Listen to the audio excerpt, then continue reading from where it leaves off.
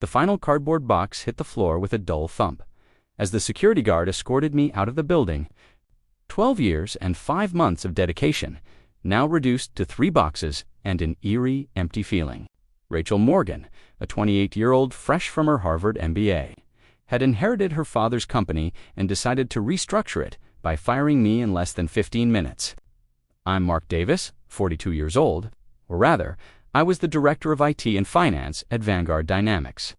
Now, I'm just a jobless man staring up at the place I used to call my second home. But here's what Rachel, that Harvard princess, didn't know. I built the entire digital infrastructure of this company. Every firewall, every financial tracking system, every server, and what I know is going to cost her dearly. Monday, 9:30 a.m., 12th floor boardroom. Sunlight blazed through the floor-to-ceiling windows. The bitter scent of stale coffee lingered from the last meeting. Rachel sat at the head of the table, poised in a charcoal black pantsuit, her straight chestnut hair looking like something out of a fashion ad. "I'm letting you go, Mark." The words were delivered in a flat, clinical tone, like reading a weather forecast. I sat there, still holding a warm cup of coffee. It felt like someone had just slapped me across the face. Everything around me muted. Even the traffic outside seemed distant. 9 minutes earlier, I was cracking jokes with a colleague about our next rollout. Now, my world was spinning off its axis. "What's the reason?" I asked, my voice rough. "Corporate restructuring," she said, eyes barely glancing up from her iPad. "We need younger, more dynamic energy. You understand the current market demands innovation, right? 12 years, 47 completed projects. Not a single warning, not a single complaint." I thought of all the sleepless nights writing code, canceled vacations to fix outages, missed birthdays because a server crashed, and now it was all erased in under a quarter of an hour. "How long is the transition period?" I asked, trying to stay composed. "There won't be a handover," she said, standing up as if the conversation was over. "Just leave behind any documentation HR requests." I rose to my feet. My legs felt like rubber. All I could think about was Robert Morgan, her father, the man who once told me I was like the son he never had. This wasn't just being fired. It felt like being exiled from a family I helped build. 12 years and 5 months ago, I was just a 29-year-old software engineer from a failed startup. Robert found me through a friend in the industry. He'd heard about my knack for systems design. He wasn't your typical Sutanti CEO, always in a plain white shirt, soft-spoken, and warm-eyed. "Son, I don't just need an employee," he told me in our first meeting. "I need a partner, someone who can help build this company from the ground up." He waved his hand across the bare office space. There were fewer than 20 employees and a few battered desks. "This is where we'll start," he said. And we did. I didn't just work at Vanguard Dynamics. I helped forge it. Enterprise resource planning. I built it. Automated backups. I wrote the scripts. Encrypted databases. Designed from scratch. I could recall each line of code the way a father remembers his child's birthday. I knew every transaction in the financial system, even decisions some board members were never told. Robert trusted me enough to show me his private investment strategies. "You see, Mark," he once confided, "some of these things I can't even tell Rachel about, but I need someone I can count on." He used to joke that I probably knew more about the company than he did, and he wasn't entirely wrong. I was the only one with the master password to the main server. And I had full backups, 2019 to 2024, on my personal drives, not out of malice, just habit, just protection. Things that Rachel Morgan, the golden girl with a Harvard degree and zero experience, never knew existed. 1 year ago, Robert pulled me aside. "When Rachel returns from the US, she'll need your support," he said quietly. "She's smart, no doubt, but she lacks experience. I trust you'll guide her through what really matters." I nodded back then, thinking I'd become her mentor. I even drafted an onboarding plan, created tutorials, prepared for her training. Never in a million years did I think her version of support meant removal. Looking back, I should have seen the signs, but trust, I've learned, is the most fragile currency in business. A month before she fired me, Rachel had just returned to Chicago. She started asking questions about financial procedures and requested detailed reports on each department. "Hey, Mark, I'd love to understand how everything works here," she said with a charming smile. "Can I take a look at the full reports?" I thought she was eager to learn. Honestly, I was thrilled that someone young was finally taking interest in what I'd built. 6 weeks before my termination, she brought in consultants from McKinsey, sharp suits, blank stares, carrying clipboards as they walked around, interviewing every employee. They asked me questions like, "Do you think your role could be automated? If you had to cut 30% of the staff, who would you keep?" I asked Robert about it. He gave my shoulder a fatherly pat. "This is normal, son. Big companies do this all the time. Rachel wants to modernize operations." 2 weeks before the firing, and this was my biggest mistake. Rachel requested I create an emergency backup admin account. "You know," she said sweetly, "just in case something happens to you. Health issues, accident. We need to ensure business continuity." It made sense, and me, ever the optimist, created the account without hesitation. Looking back, that was the moment I dug my own grave and handed her the shovel. Like puzzle pieces snapping into place, the full picture chilled me to the core. It had all been planned, methodically, precisely. I wasn't a mentor. I was an obstacle, and she cleared me out with the same efficiency I once used to clean up legacy code. My savings, $35,000, 12 years of frugal living and investing mostly in company stock, a program I helped design to promote loyalty. But when I was fired, I lost all rights to those shares under company policy. In one stroke, I watched $28,000 vanish. Years of trust and contribution, gone. My wife was 7 months pregnant. Every doctor's visit came with a new warning about rest and nutrition. Our firstborn was starting preschool next month. Registration was $600, not including tuition and supplies. Rent, $900 a month. Utilities, diapers, groceries, gas. The numbers swirled in my head like tiny needles poking at my brain. 2 weeks ago, I was diagnosed with high blood pressure from stress. "You need to rest," the doctor warned. "Cut back on anxiety before it cuts into you." Now, I understood. My body had sensed something long before my mind did. I sat behind the wheel of my dusty 2015 Honda Civic, $10,000 left on the loan. Across the street stood the 15-story building I helped grow, my second home for over a decade. My hands trembled on the steering wheel. My mouth was dry. I could hear the pounding of blood in my ears. People bustled past with errands and coffee runs, unaware that a man's life had just imploded in silence. Bank account balance, $6,900, enough to keep the family afloat for maybe 8 months on a tight budget. And then, I was 42, in a niche field with a terminated tag on my record. Who would hire a man pushed out with no reason? For the first time in my life, I felt completely powerless. And yet, perhaps that's exactly when a man becomes most dangerous. That night, after my wife had fallen asleep, worn down by pregnancy and worry, I sat in the corner of our bedroom, a cheap wooden desk, an old laptop. My son slept nearby, his soft breath rising and falling with each dream. The only sounds were the ceiling fan spinning overhead and the quiet clicks of my keyboard. But I wasn't angry. What I felt was cold, lucid clarity, like emotion had been vacuumed out and only logic remained. I plugged in my 2 terabytes external drive, a backup habit from my startup days. Inside, 5 years of company data. Not stolen, just secured. Not malicious, just prepared. In one folder labeled Personal, I had private files Robert once shared for investment and tax advice, transactions even the chief accountant didn't know about. Some were legal gray zones he never told Rachel about, fearing she'd panic. I called James Carter, my brother-in-law, and a top-tier corporate lawyer with 15 years in the game. His voice was groggy when he picked up. "Mark, what's going on? You okay?" "I need urgent legal advice about unlawful termination and privacy violations." I heard rustling, probably him sitting up and grabbing his glasses. "You got fired. You sound serious. I'll be at your office tomorrow. I'll bring everything." I hung up, opened Notepad, and began to write. 5 full pages, outlining timelines, evidence, and potential claims. No panic, no emotion. Just a methodical plan, written like one of the thousands of scripts I'd coded before. At 5:30 a.m., I was already awake, sipping a bitter black coffee. No sugar, no cream. I needed every ounce of clarity. I dove deep into the financial data, and there it was.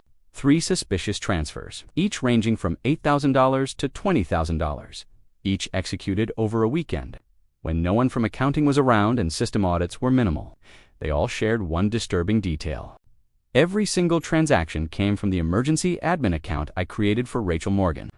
None of them were reported in tax filings, none of them appeared in official records. All of them had clear signs of tax evasion. I screenshotted every transaction, captured timestamps, exported backups to multiple locations, local and cloud.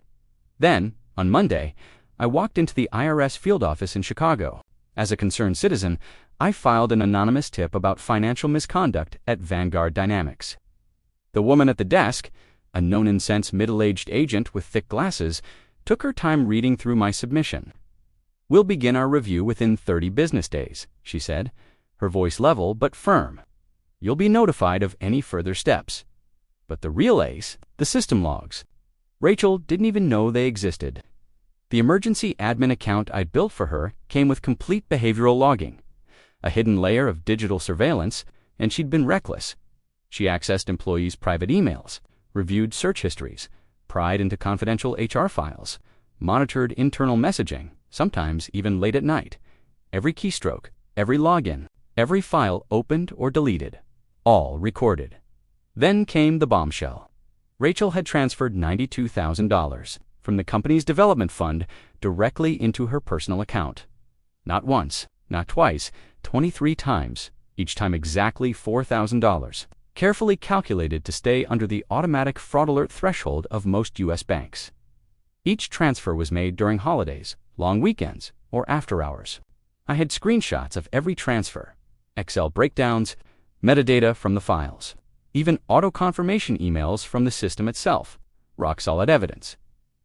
Tuesday, I met James Carter at his office in downtown Chicago. He reviewed the files for nearly 2 hours, face darkening by the minute. "Mark, this is serious," he finally said. "This isn't just corporate misconduct. This is federal crime territory. You're sitting on a potential felony case." Wednesday, we began drafting a civil lawsuit, wrongful termination, violation of employee privacy, abuse of administrative access. James ensured each charge was backed with statutes, dates, and airtight proof. Thursday, I reached out to 3 other employees who were fired the same week I was. Tom Bennett, former head of marketing, Linda Evans, longtime HR manager, Brian Scott, from accounting. To my surprise, they all had similar stories. Sudden firings, vague reasons, no formal warnings. They also had evidence. Together, we formed a coalition, prepared to support each other in the legal storm ahead. But what truly sealed Rachel's fate came next. Inside a supposedly deleted email thread, one that she'd carelessly left fragments of on the backup server, I found correspondence with Eric Kim, a Korean investor representing Seoul Investment Group. They were negotiating a sale. Rachel planned to sell Vanguard Dynamics for just 40% of its actual market value. Her reward, a personal consulting fee of $12 million, wired directly to her offshore account upon deal closure. None of this had been disclosed to shareholders, not even to her father, the company's founder. This wasn't just unethical, it was fraud. I copied the entire email chain onto 5 separate hard drives, shared a copy with James, uploaded a version to encrypted cloud storage with multiple passwords, and began preparing for the final phase. This wasn't vengeance. This was justice, delivered with the precision of a well-written algorithm. Plan A: I created an anonymous email account using Tor and sent Rachel a short message. "I know about the $92,000. I know about the deal with Seoul Investment Group. If you don't want this to go public, call this number within 24 hours. Attached was a temporary U.S. phone number one had registered, complete with voice distortion software.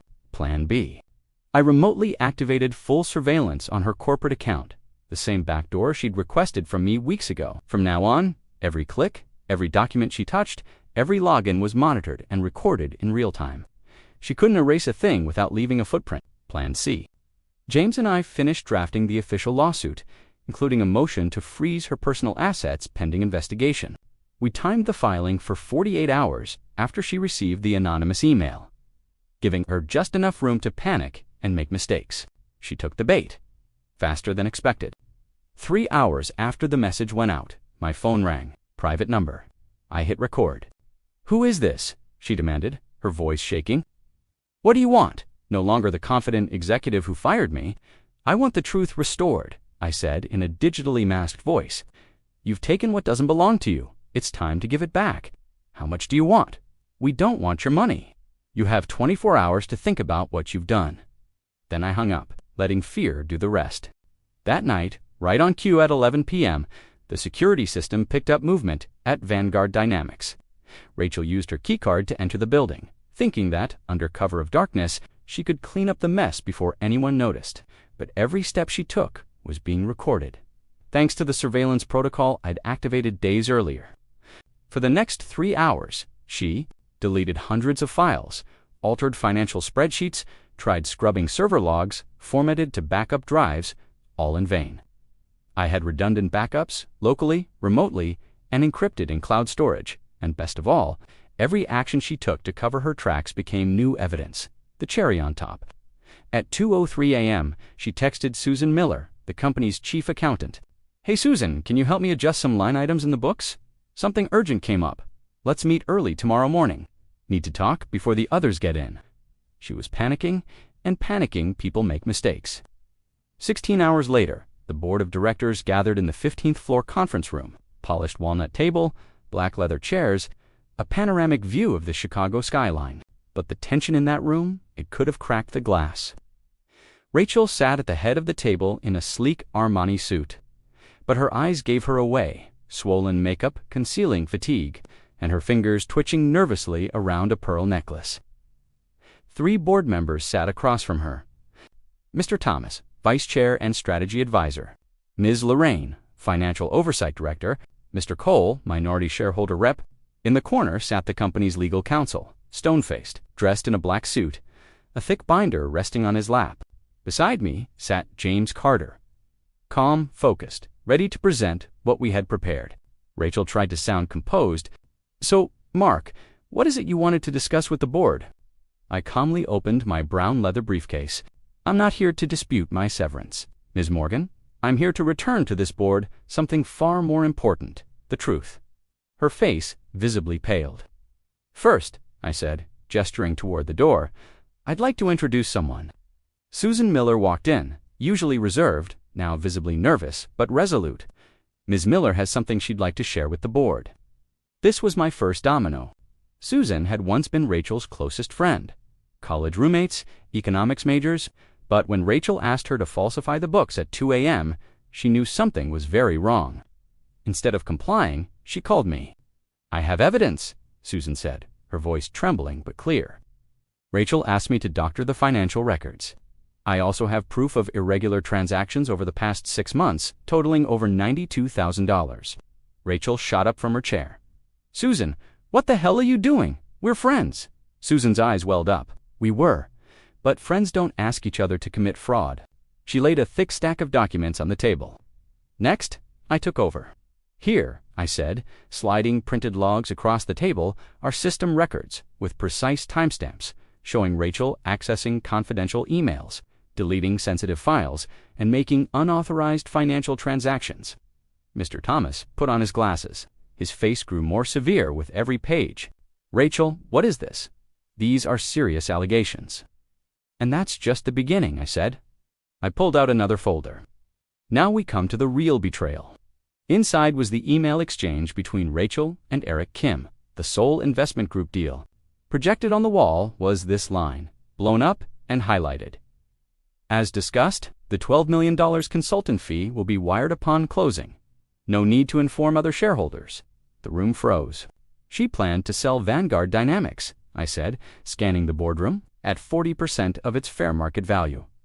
Pocketing $12 million for herself while leaving every other shareholder, including her own father, with next to nothing." Silence. Thick, heavy, dreadful. Ms. Lorraine whispered, "Rachel, is this your signature?" Rachel collapsed back into her chair. Her face was as white as the projection screen. "What do you want from me?" she whispered. I stood firm. "I don't want anything. I just want justice. You have 48 hours to return every cent you took and cancel the deal with Soul Investment Group. If you don't," I slid a final sealed envelope across the table, "we will file criminal charges for embezzlement, fraud, and abuse of power." The room was still, save for the rustle of documents being flipped through by the board. Rachel sat, frozen, her empire crumbling, piece by piece. That same evening, the board called an emergency session. It ran until nearly 8 p.m. By unanimous vote, Rachel Morgan was removed from all executive roles effective immediately, stripped of all stock options and company privileges, ordered to repay $210,000, twice the stolen amount. Plus interest and penalties, she was also required to return a Mercedes S-Class company vehicle, a $50,000 Patek Philippe watch, and an additional $160,000 in employee shares she had acquired through unethical means. 15 days later, the Cook County Court issued its ruling.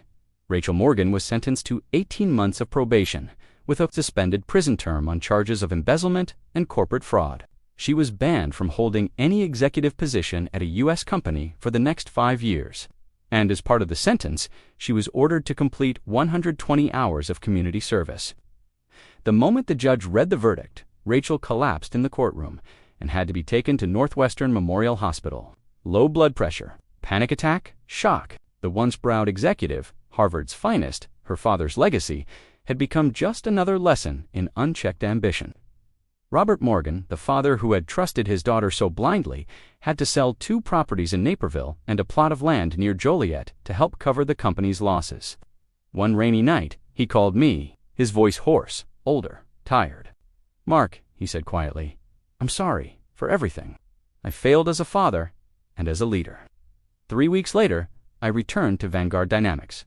This time, not as a ghost. The board reinstated me as executive vice president, along with full reinstatement of my benefits, retirement stock, and back pay. Tom, Linda, and Brian were also brought back, with their reputations fully restored, March 15th, 6 months after the first court hearing. The appellate court rejected all of Rachel's appeals. She had been forced to sell her Mercedes C-Class, a Rolex Submariner, and even borrowed against her 401 just to cover mounting legal fees. Justice, in its slow, deliberate way, had prevailed. 6 months later, I stood on the front porch of my new home, a modest ranch house in Naperville, with enough backyard space for the kids to play and for me to finally plant that vegetable garden I dreamed about. No more rent, no more fear of eviction. I bought this house outright, using part of the restitution and the bonus awarded to me by the company for exposing corruption. My wife gave birth to a healthy baby girl, big bright eyes just like her mother, and a smile that could stop time.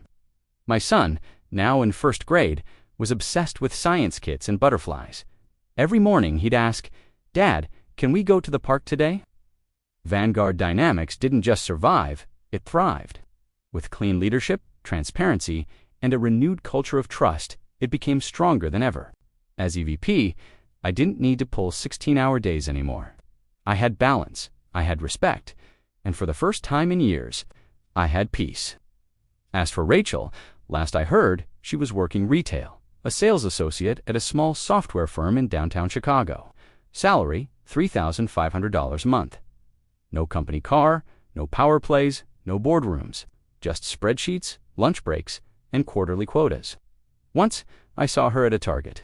She was pushing a cart, inspecting cereal boxes like a regular person. We didn't speak, we nodded politely, like 2 people who used to exist in the same chapter of someone else's book. I didn't feel hate, I didn't feel pride, just closure, because real justice doesn't come from revenge. It comes when every piece falls back into place, exactly where it was meant to be. Robert Morgan officially retired at 68. He passed leadership to the board and now spends time visiting nonprofits and mentoring young entrepreneurs. He still calls from time to time, always with the same words.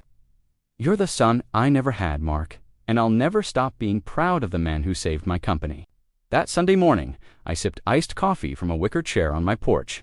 The sun filtered through the trees. My son laughed while chasing butterflies. My wife cradled our daughter, beaming at the 2 of them. It was a simple life, but filled with meaning. And for the first time in a long, long time, the sunlight felt just a little bit brighter.